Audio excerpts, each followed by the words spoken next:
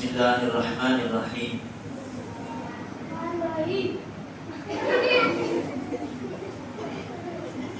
देखो प्यारे बच्चों, इसके अंदर बताया है हदीस।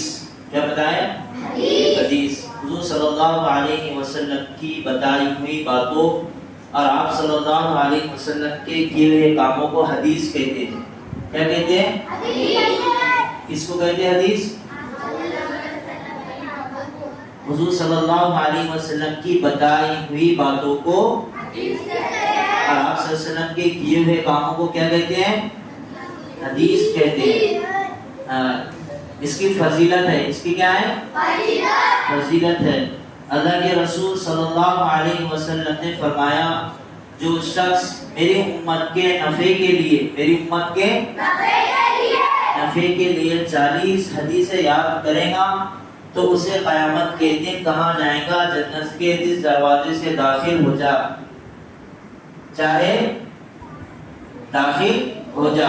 अल्लाह के रसूल सल्लल्लाहु अलैहि वसल्लम ने फरमाया, जो मेरी उम्मत के नफे के लिए, जो मेरी उम्मत के नफे के लिए 40 हदीसें याद करेगा तो उसको, उससे क़यामत के दिन कहा जाएगा, उससे क़यामत के दिन क्या कहा जाएगा?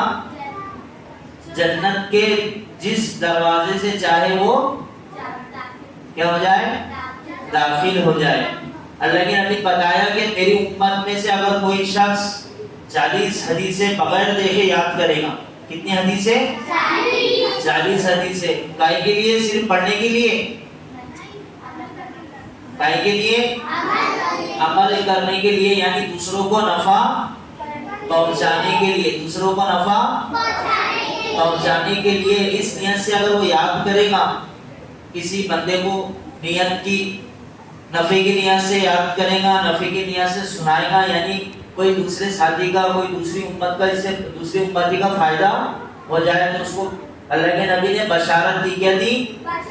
बशारत दी, यानी कि वो जन्नत में जिस दरवाजे से चाहे दाखिल हो जाए, यानी उसका दिल जिधर जाएगा वो उधर दाखिल हो जाएगा। तो याद करेगी 40 हदीसें। किसके लिए? किसके लिए याद करेंगे 40 हदीसें? अपन खुद तो पहले अमल करेंगे, लेकिन दूसरे के नफे के लिए, दूसरे के नफे के लिए। आपके घर में आपके अब्बू अम्मी भाई बहन रिश्तेदार, उनको हदीस सुनाना है। काय के लिए? नफे के लिए, यानी ये हदीस सुनकर वो भी क्या करे? उस पर अमल करे। अपने पास जमा करके रखने का नहीं है। हमारे प्यारे आका हज़रत मोहम्मद सल्लल्लाहु अलैहि वसल्लम की बातों को पढ़ना, हमारे प्यारे आका हज़रत मोहम्मद सल्लल्लाहु अलैहि वसल्लम की बातों को पढ़ना, याद करना, उसको अपनी जिंदगी में अपनाना बहुत सवाब का काम है। कौन सा काम है? सवाब का क्या काम है सैयद अब्दुल्ला? अपने प्यारे आका सल्लल्लाहु अलैहि वसल्लम की बताई वो बातों को पढ़ना, याद करना सवाब का काम है, यानी अपनाना सवाब का। हमारे प्यारे आका की बताई ये बातों को क्या कहते हैं? अनास।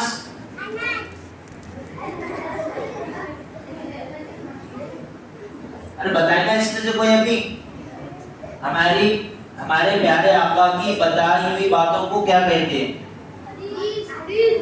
क्या कहते हैं? हदीस। माशाल्लाह, याद रखना। क्या कहते हैं? हदीस कहते हैं। अल्लाह ताला उससे खुश होते हैं। अल्लाह ताला किससे खुश होते हैं? अल्लाह ताला प्यारे आका की बताई हुई बातों को जो याद करेगा, अपनाएगा, अपनी जिंदगी में लाएगा, उससे अल्लाह ताला क्या होते हैं? खुश होते हैं। उससे जिंदगी में नूर पैदा होता। क्या होता? नूर पैदा होता है और दीन पर चलने की तौफीक हासिल होती है। आया सबके समझ में? अब कल हमने बताए थे लड़कों को नमाज, बताए थे नमाज। अरे आपको तौफीक मिल रही नमाज पढ़ने की, यहाँ पर मिल रही क्या नहीं मिल रही? और नमाज किसका हुक्म है? किसका है? अल्लाह का हुक्म है। तो पढ़ेंगे सब नमाज, अल्लाह के नबी की बताई हुई बातों पर अमल करेंगे।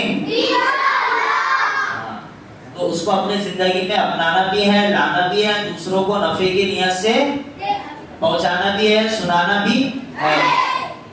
अब हमने नमाज का बताए थे। नमाज हमारे प्यारे आका सल्लल्लाहु अलैहि वसल्लम की आंखों की ठंडक है। क्या है? क्या है नमाज? अनस किसकी? खड़े रह के बताओ किसके आंखों की ठंडक नमाज है?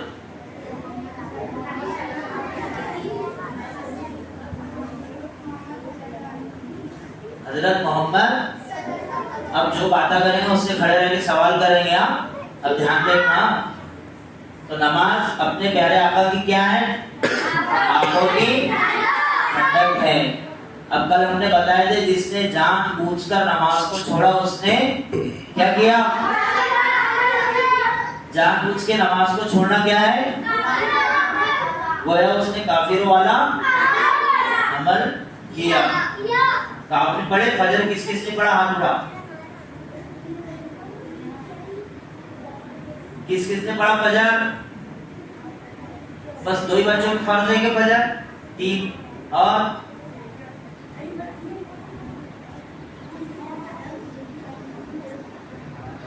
अरे फजर पढ़े नहीं किसी ने भी? 3-4 बच्चों नहीं पढ़े, बस ये 4। आपने जानबूझ के नमाज को छोड़े कि किसी उज़्र से नमाज को छोड़े? तो जानबूझ के नमाज को छोड़ना गोया के काफिरों वाला अमल है। छोड़ेंगे आप आज के बाद जानबूझ के नमाज? नहीं। नमाज किसी भी हाल में माफ नहीं है। नमाज किसी भी हाल में माफ नहीं है। आप अगर बीमार है, आपसे खड़े रहकर नमाज नहीं पढ़ी जाती तो आपको क्या करना चाहिए? बैठकर नमाज। अगर आप बैठकर भी नहीं पढ़ सकते तो आपको लेटकर नमाज पढ़ने का हुक्म है। कैसा है? लेटकर। अगर आप लेटने के बावजूद भी अगर अपने हाथ पैरों को हरकत नहीं दे सकते तो आपको इशारों से नमाज पढ़ने का हुक्म दिया गया है। कैसे? इशारों से, यानी इशारों से नियत मानना, इशारों से सजदा करना, इशारों से रुकू करना। कर सकते ना इशारों से? तो ये आखिरी दर्जा है। नमाज किसी भी हाल में किसी को भी माफ नहीं है। तो पढ़ेंगे सब नमाज। अब नमाज का दूसरा मकाम देखो क्या है कि इंसान है, इंसान का जिस्म है, इंसान का जिस्म है। जिस तरीके से इंसान का जिस्म यानी बदन पूरा बगैर सर के रह सकता क्या? अगर आपकी मुंडी काट दिया जाए तो आप रहेंगे क्या जिंदा? रहेंगे क्या? नहीं रहेंगे। अरे आपको अगर किसी ने मुंडी काटी आपकी तो आप जिंदा नहीं रह सकते। इसी तरह बगैर नमाज के आपके अंदर ईमान नहीं रह सकता। आप मुसलमान कहलाए नहीं कहलाए जाएंगे, फिर आप ईमान वाले नहीं कहलाए जाएंगे अगर आपकी जिंदगी में नमाज नहीं है। जिस तरीके से आपके जिस्म में, आपकी बवड़ी में सर का मकाम है, इसी तरीके से आपके ईमान के अंदर काय का मकाम है? नमाज का। काय का मकाम है? नमाज का। तो नमाज सबको पढ़ना किसी भी हाल में पढ़ना चाहिए, है ना? अरे अपने को तौफीक मिल रही, ये अल्लाह ताला की बहुत बड़ी हम पर फर्ज है कि उसने हमें तौफीक दिया नमाज पढ़ने की। इसके अंदर बताए ना हमारे प्यारे आका हजरत मोहम्मद सल्लल्लाहु अलैहि वसल्लम की बातों को पढ़ना, याद करना, उनको अपनी जिंदगी में अपनाना बहुत सवाब का काम है। अल्लाह ताला उससे क्या होते हैं? खुश होते हैं। उससे जिंदगी में, उसके जिंदगी में क्या होता है? नूर पैदा होता है। अभी आपने जिक्र करे ना, जिक्र सुभान अल्लाह अल्हम्दुलिल्लाह करे ना, अस्तगफार, ये भी किसका बताया हुआ तरीका है? अल्लाह के प्यारे नबी सल्लल्लाहु अलैहि वसल्लम का बताया हुआ तरीका है। करे ना आपने जिक्र। मिल रहा था नूर, मिल रहा था किसी को? हुआ नूर? अरे थोड़ा सा वो तो लगाऊंगा जिसमें आप जिक्र कर रहे थे। तो अल्लाह ताला उससे खुश होते हैं जो अल्लाह ताला के बताए हुए कामों को करता है, अल्लाह के प्यारे नबी सल्लल्लाहु अलैहि वसल्लम के बताए हुए कामों को करता है। उससे अल्लाह ताला क्या होते हैं? खुश होते हैं, और जो नहीं करता उससे अल्लाह ताला जिससे खुश है उससे अगर सारी दुनिया भी नाराज हो जाए तो चलेगा, उससे अगर सारी दुनिया भी नाराज हुई तो चलेगा, लेकिन अल्लाह ताला ने नाराज नहीं होना चाहिए। अल्लाह ताला नाराज कब होते? नमाज छोड़ने से भी नहीं, हर बुरे काम से अल्लाह ताला क्या होते? नाराज। झूठ बोलने से अल्लाह ताला नाराज होते, गुनाह करने से अल्लाह ताला नाराज होते, माँ बाप को सताने से अल्लाह ताला नाराज होते, नमाज को छोड़ने से अल्लाह ताला नाराज। खुश किससे होते?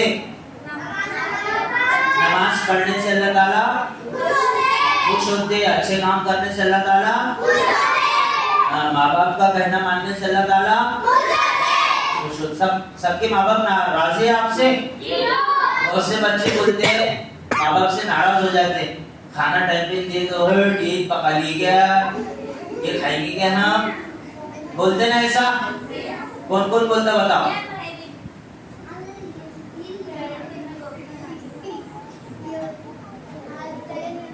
अनस, आपके अभी इतनी मेहनत से रोटी पका रहे हैं मुस्तकीम, और आप नाराज हो जा रहे हैं, जली हुई रोटी डाली तुमने, हम खाएंगे क्या ये? हाँ, ऐसा नहीं कहना, कहेंगे ऐसा? जो मिला वो, और हमने बताया था ना खाना खाने की सुन्नतों में खाने में है ना निकालना। अगर आपको खाना पसंद नहीं है तो खामोश क्या हो जाना, उड़ जाना। खाने का नहीं है तो मत खाना, लेकिन उसमें है नहीं निकालना।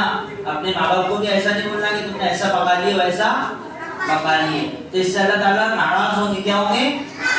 नाराज। अगर आपके दिल में माँ बाप की नाफरमानी है तो अल्लाह ताला आपसे नाराज है।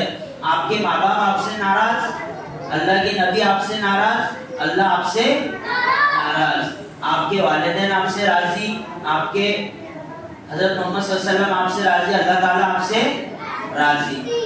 सबको राजी रखेंगे ना?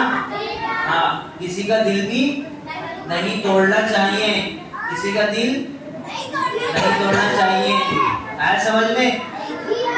अब दिल तो बहुत तोड़ते तुम, क्लास के अंदर जरा सा किसी ने धक्का दे दिया तो उसको छुट्टी ले लेंगे, उसको मारेंगे, तो थोड़ा सा बर्दाश्त भी करना है, थोड़ा सा।